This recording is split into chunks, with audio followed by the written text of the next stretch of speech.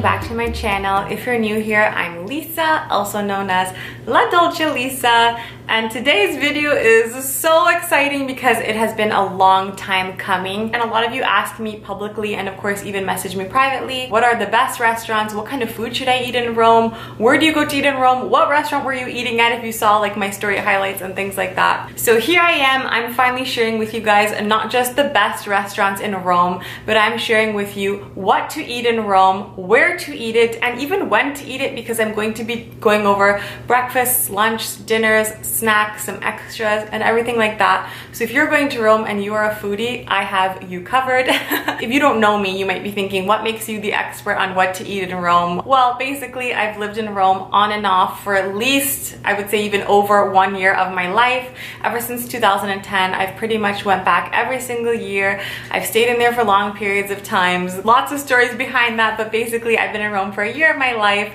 And I'm a huge foodie. I pretty much plan my trips around where I'm going to be eating, so I know exactly what to eat, where to eat it, and I have kept these places local in the sense that if you are a tourist, a lot of these spots will be around certain tourist spots or destinations. They won't be too far or too hard to get to.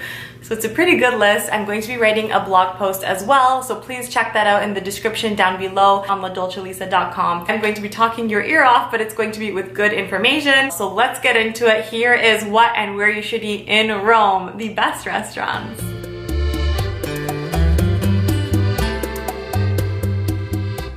Let's go with breakfast, and that is probably one of my most favorite things to eat in Rome is their breakfast.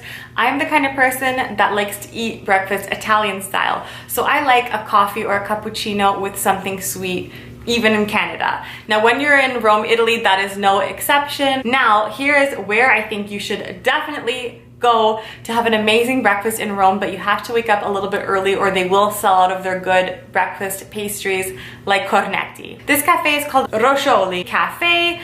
They have honestly the best cornetto in Rome, and I've tried them from everywhere, and this is literally my favorite. Now a cornetto con crema is what I personally get. You can of course get them with maybe jam inside or even plain. It is sort of like an Italian croissant, but it is different. It's just better, dare I say. I don't know why.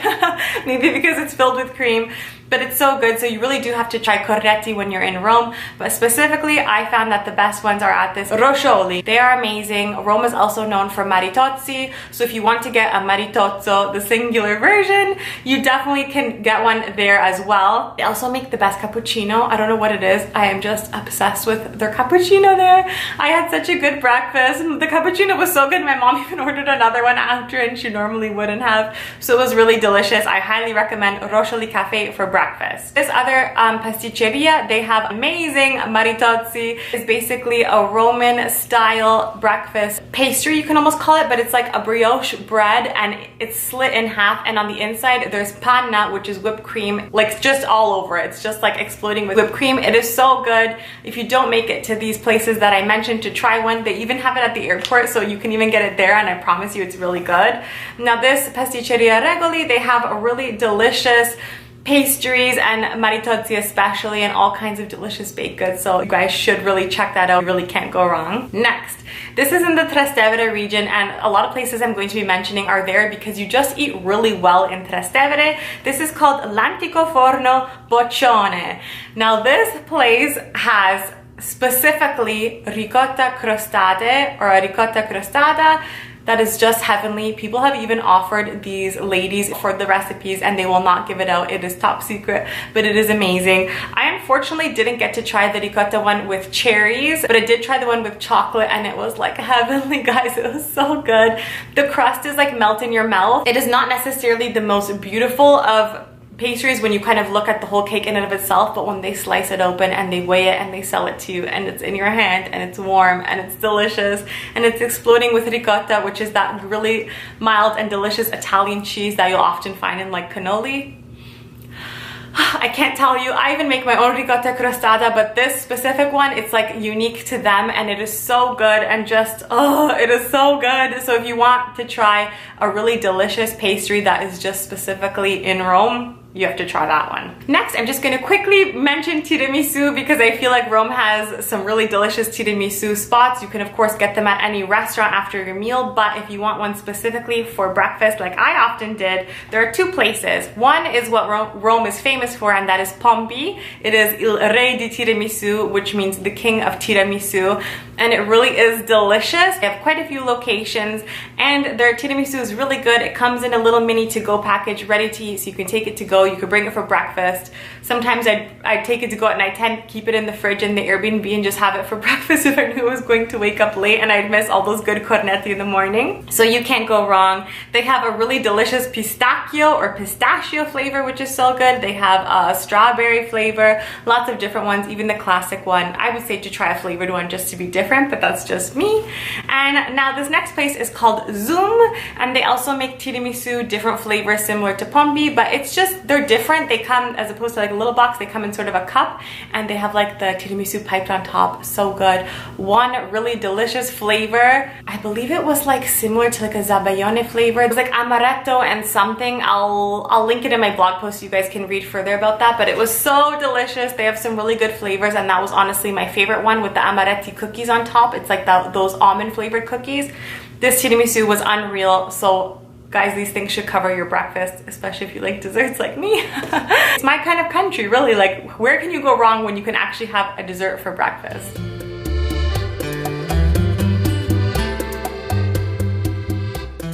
If all that sweet food is not quite your thing, let's go to lunch. I'm taking you to some spots where you can have some classic Roman food, but as well, these are sort of, they're not your sit-down places. I've saved that more for the dinner portion of this video. Of course, you can sit down in some places and eat by all means, but they're more of like a grab and go style. And the number one thing you need to know about going to Rome is the kind of pizza that you'll have there.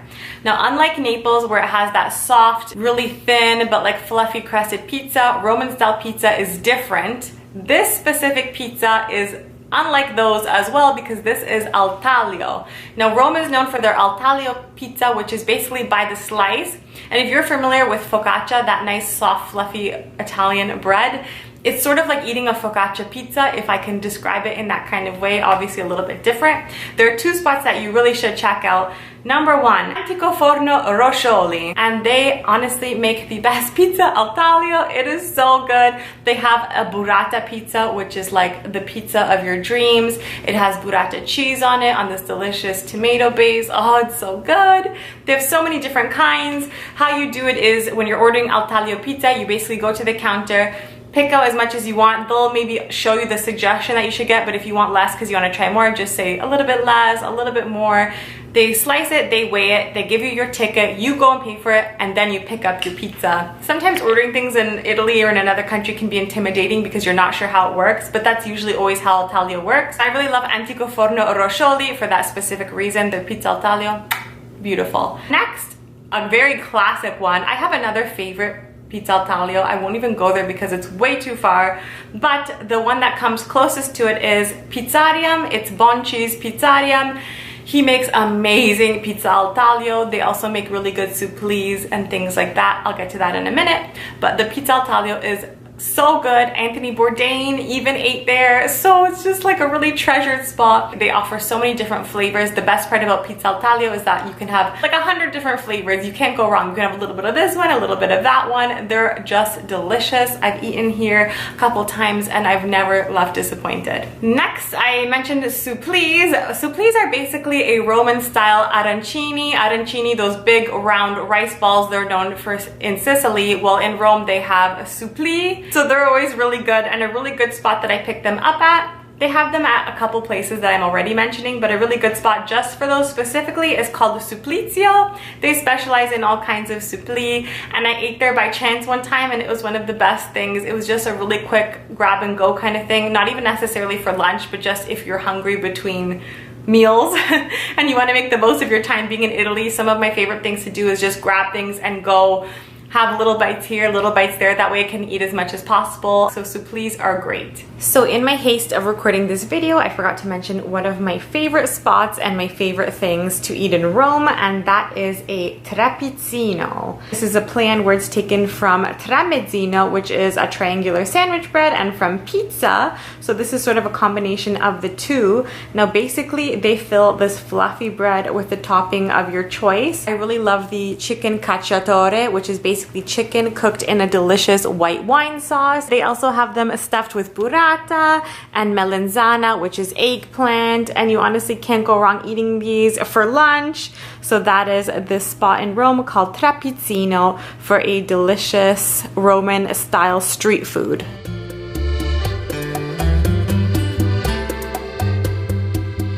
Now I'm going to be talking to you about some dinner spots. I'm going to transition slowly into them. So this one is not so fancy. You can even of course have this for lunch, and I did when I went to Rome a lot because we even grabbed this to go. It was so close to our Airbnb, so we grabbed this pizza and we brought it up and we ate it for lunch, or we'd split one. You can sit down there for lunch if you're not planning on having a dinner, or you can go here for dinner. It's great. This place is called Pizzeria da Baffetto. And I'm going to recommend this because it is a Roman style pizza. So when you're in Rome, you want to try the pizza that they're known for. Now they're known for thin, crisp pizzas, so they're not thick and chewy like the Neapolitan type pizza. The pizza in Rome has more crunch, and it is extremely paper thin. So it is delicious, and I got a funghi, salsiccia, and cipolla, so mushroom, sausage, and onion pizza. Oh, so good. I can't tell you how good it was. We even brought it back to our Airbnb, like I said. You can't go wrong, so it was so good. I got to see how they're made too. They're so super thin, and the people who work there are really nice and accommodating, so I really like this spot as well.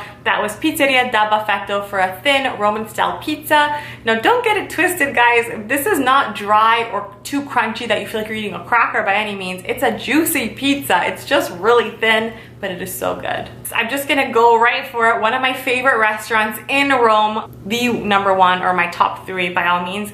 This is called Da Enzo, sometimes known as Da Enzo al 29.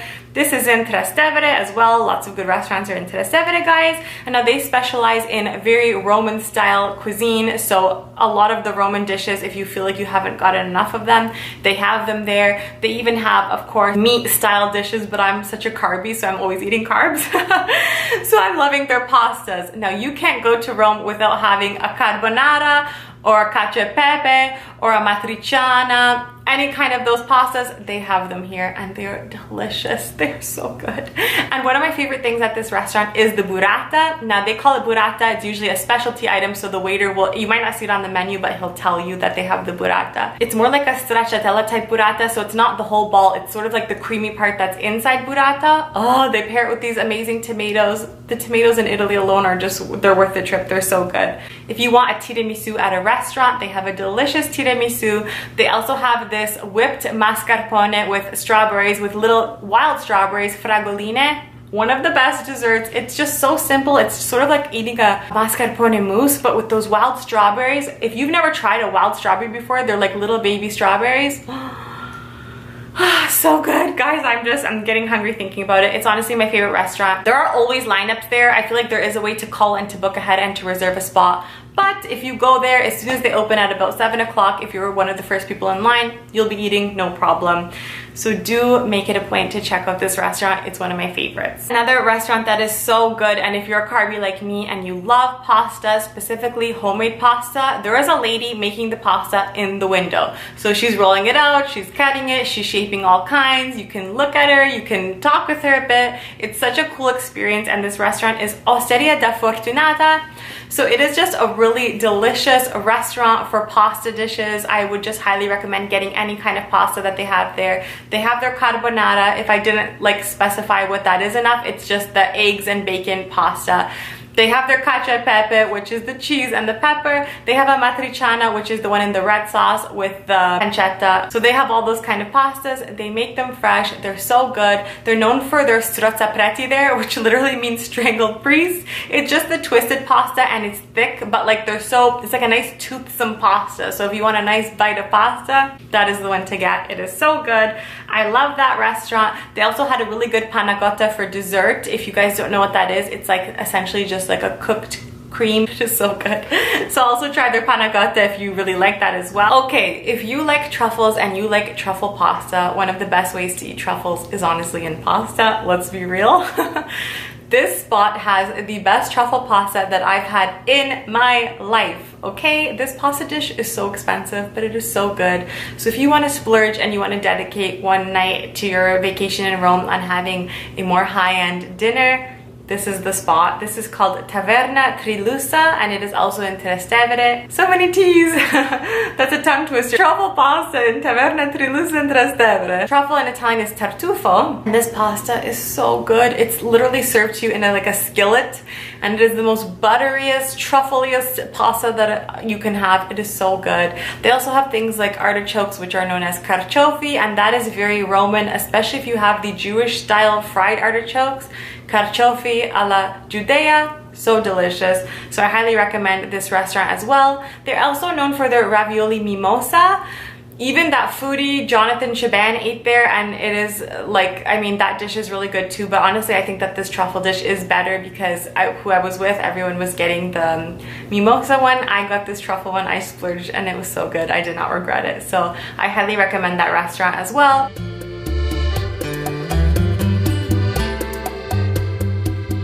So I really like street food, and like I mentioned, I like to grab things and get things to go.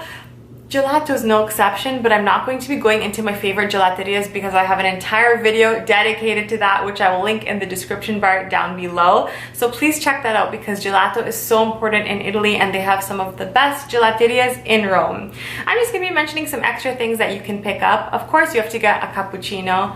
By all means. Even an espresso, they're not known as really espressos in Italy, they're just known as un caffè. If you ask for un caffè, you're gonna get a little espresso. If that's too bitter for you guys, even with the sugar that you might add, by all means, you should try something called ginseng. It is caffè ginseng, and it comes already sweetened, and you have to try it. It is a really good tiny little sweet, almost like espresso shot, but it has this amazing flavor that it's hard to describe.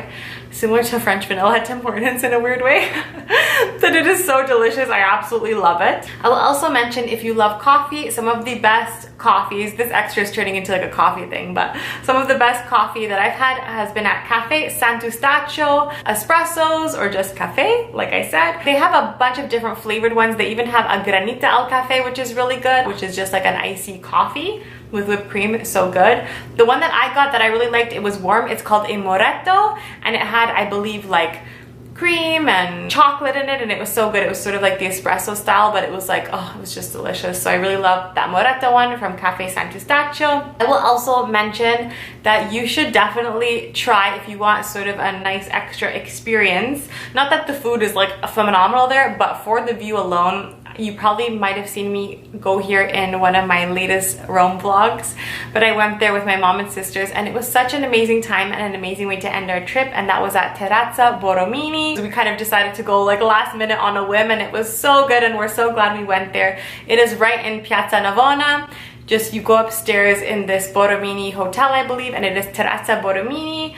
They have an amazing view, great drinks. If you're interested in drinks, you should get an Aperol Spritz. It is just the aperitivo Aperol with like the soda water and like Prosecco, and it's just so good. So get an Aperol Spritz while you're there, enjoy the view. They have little things that you can get like mozzarella, burrata, little bites, and it's just really good. It's just a great experience in Rome altogether. I highly recommend that. So guys, paired with my gelato video, I feel like you are covered if you're going to Rome and you want to eat really well. You're good. This list is incredible. I named you a bunch of my favorite spots. I mean, I could go on and name you even more, and I even will in my blog post, so please check that out on ladolcelisa.com. But these are a few of my favorite spots, and a lot of the things, especially the grab and go things, were quite affordable as well. So I hope that I gave you a good idea of what you should eat in Rome and where you should eat it. And if you like more videos like this, please let me know in the comments down below, and I would be happy to do more of these for you. So thank you guys so much for watching, and I'll see you in my next video.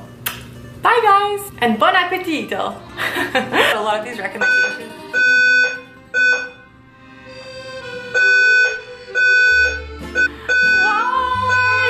Why? Pasta, which... Oh my god, I can't... what's it called? Now, why am I drawing a blank? did I just say? Oh, wow, that was a really long period of time to think.